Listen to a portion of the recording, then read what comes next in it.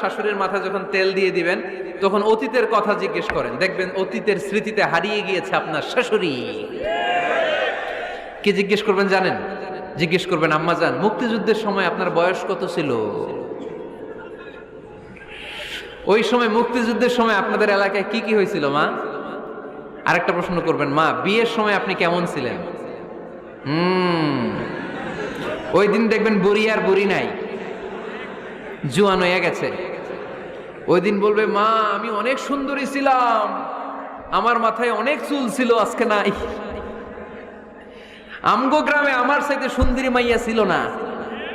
অতীতের স্মৃতিতে, স্মৃতি হাতড়াতে হাতড়াতে তিনি হারিয়ে যাবেন। জিজ্ঞেস করবেন যে মা শীতকালে আপনাদের দেশে কি পিঠা বানাতেন আপনি যখন ছোট ছিলেন, আপনার বাপ চাচারা কি করতো? এগুলো জিজ্ঞেস করলে উনি স্মৃতির পাতা হাতড়াতে হাতড়াতে চোখ দিয়ে দাঁড় দাঁড় করে ওনার পানি ঝরতে শুরু করবে। আপনার জায়গায় ওনার হৃদয়ের মণি